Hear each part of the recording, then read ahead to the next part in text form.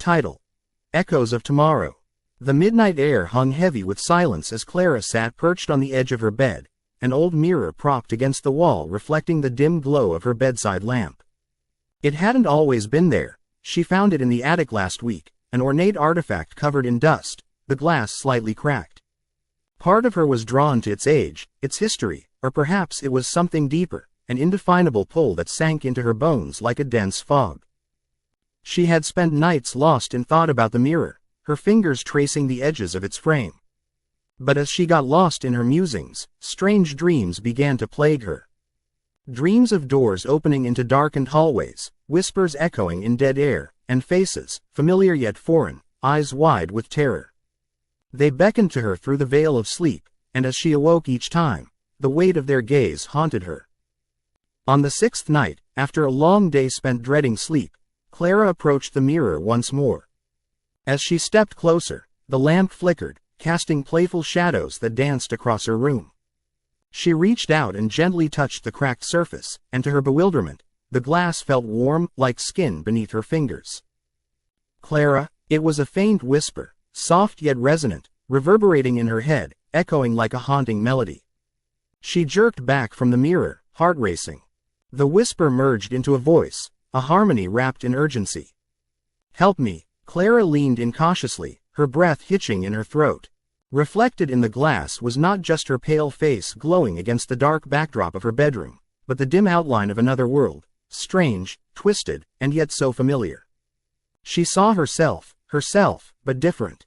This other Clara had wild hair, eyes glistening with malice, and a frantic energy radiating from her like a shattered star.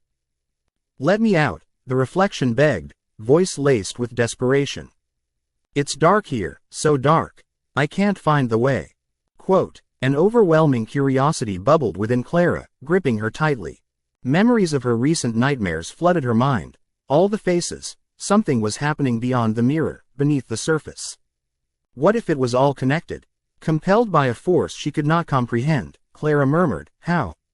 The other Clara smiled, a twisted, crooked smile, before she pressed her palm against the surface of the glass. The mirror rippled like water, distorting the edges of reality. "You must take my place." Quote, before she could process the words, the glass pulled her in. The world around her collapsed into darkness, the pull so fierce that Clara didn't have time to scream. She fell into the void, her essence wrenching and spinning, until with a violent jolt, she was deposited onto cold, hard ground.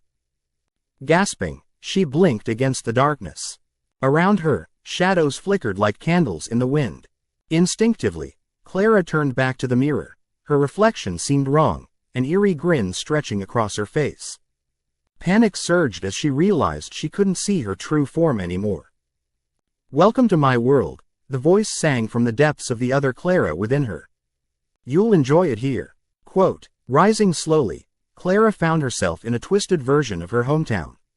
Familiar streets transformed into a disorienting maze, where the buildings leaned at odd angles, their windows ominous and hollow. The air buzzed with an unsettling energy, almost tangible. Sounds of laughter echoed, but as she moved towards them, the faces twisted into grotesque masks, devoid of emotion.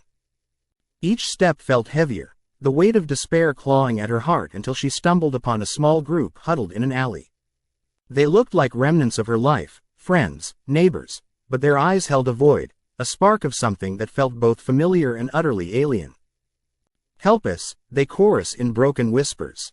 Urging her to join their misery, they reached for her arms but she recoiled. "She'll take you too." Quote, frantic, Clara searched for the way back, recalling the touch that had drawn her in.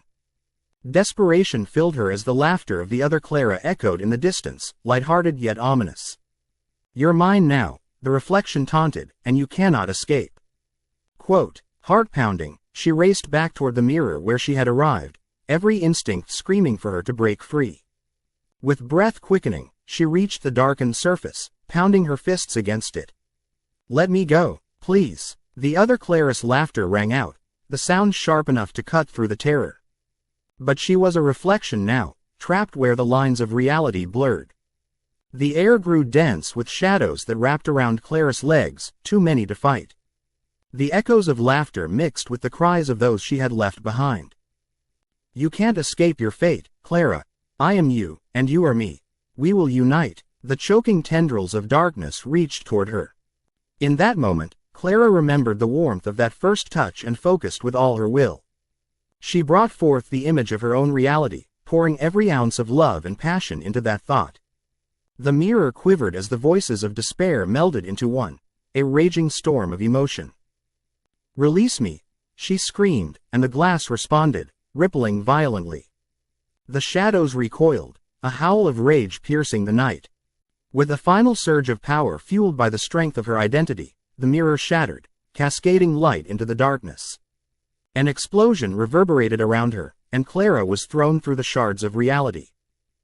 Gasping, she awoke back in her bedroom, lying on the floor, the remnants of the mirror scattered around her like broken promises. Sunshine streamed innocently through her window, lighting the air with a warmth that had been absent for days. Everything felt blissfully ordinary and yet unnaturally quiet. But deep within, a chilling realization gnawed at her. She could never truly escape the other Clara. As she stood and faced the door, a whisper echoed in her thoughts. "I'm still here," and in the corner of her eye, a shadow flickered, mirroring her every move. A persistent reminder that some reflections can never be fully broken.